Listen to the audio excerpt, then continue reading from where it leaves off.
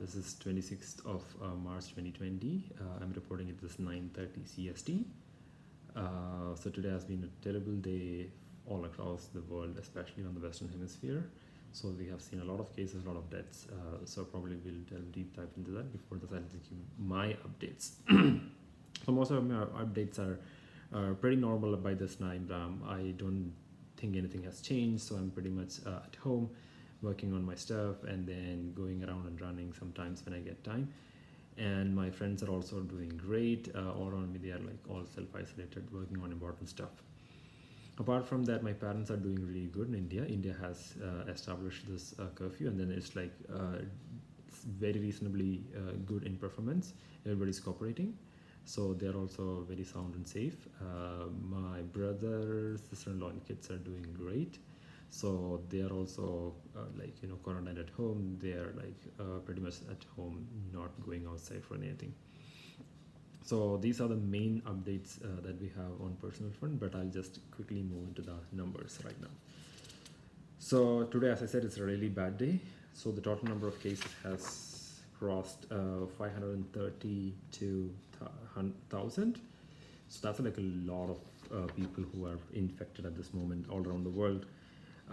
This is not just the number, it's a cumulative number. There are a lot of people who have recovered. 24,000 people has already died of coronavirus, that is documented.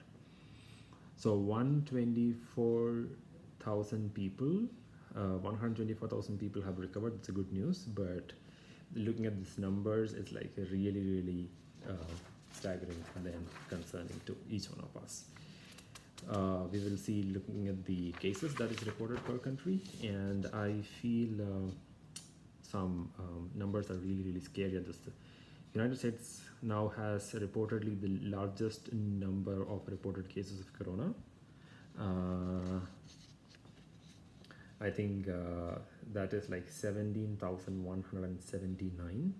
That is a lot larger than the one which was reported yesterday. China has 81,340, 55 new cases reported today. Italy has 80,589, 6,203 cases reported more today. Spain, on the other hand, is like 57,786, 8,271 cases reported newly today. So all numbers are like really staggering. Germany is like 43,938, 6,615 new cases added. So we should add to this thing. New York is a city that is contributing a lot to these crises. New York is under tremendous pressure. I'll just give you an update about New York State at the end of it, what the mayor has said. This is one of the things that is really alarming. Number of the deaths. Italy is having the highest toll, 8,215, 712 cases.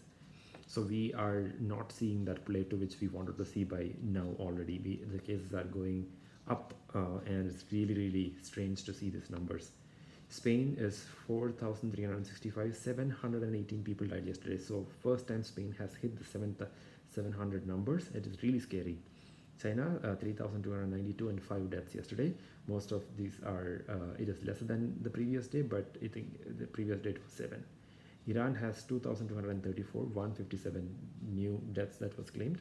So that is again higher than the previous day. France is having totally 1,696, 365 new cases today.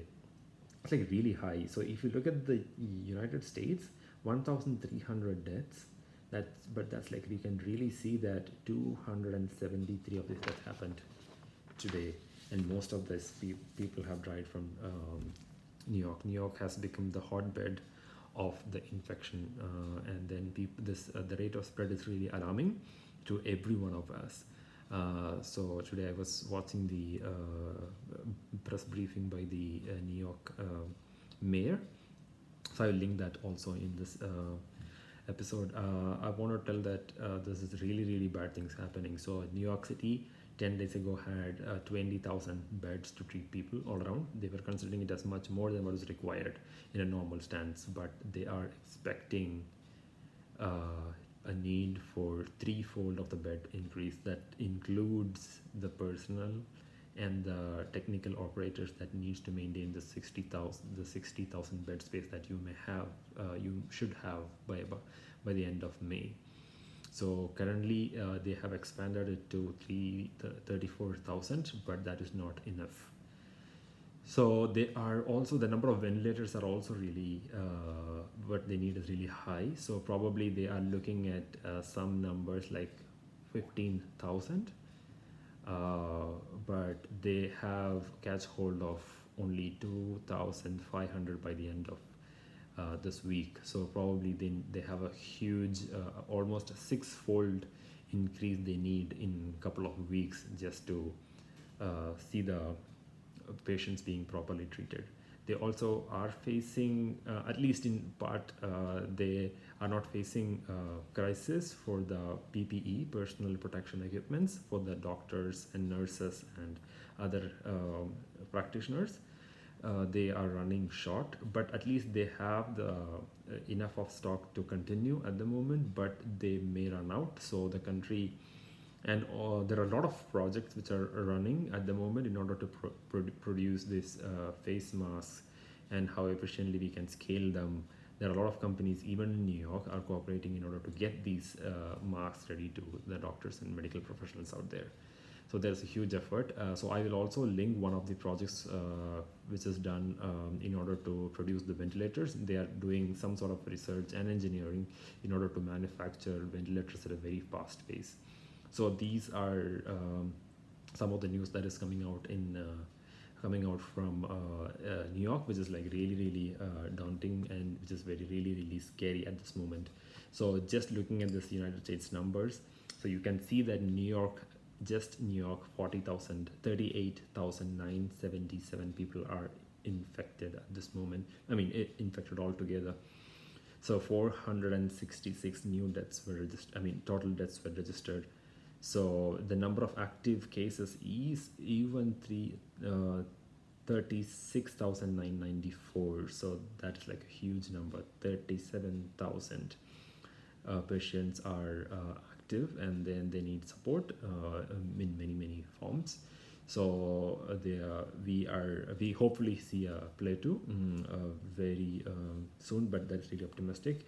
They have plans to expand the hospital systems and all the other needs for the hospitals. They also have released a lot of inmates. They have released more than close to 200 personnel from jails, and they also are planning to release more people who are at the verge of having a health infection, or who have this immune deficiency problems. So that number, which they have less than 5,000 inmates in prison, so that number is lesser than that. The last time we had a number of inmates lesser than that 5,000 was when the Second World War was over. So you can really understand the gravity of the issue in New York. So let us all, I mean, this is the only option this country, I think, will gather around, and then amass the resource, and then send it along to New York in order to basically tackle the situation. And I hope the situation improves in New York pretty much, very soon. I think that will be a great thing to look forward to tomorrow. I think that is one of the things that we all are looking forward to tomorrow, just to keep New York at its bay, and then not to have as a hotbed of this coronavirus spread. Thank you. We'll see you tomorrow.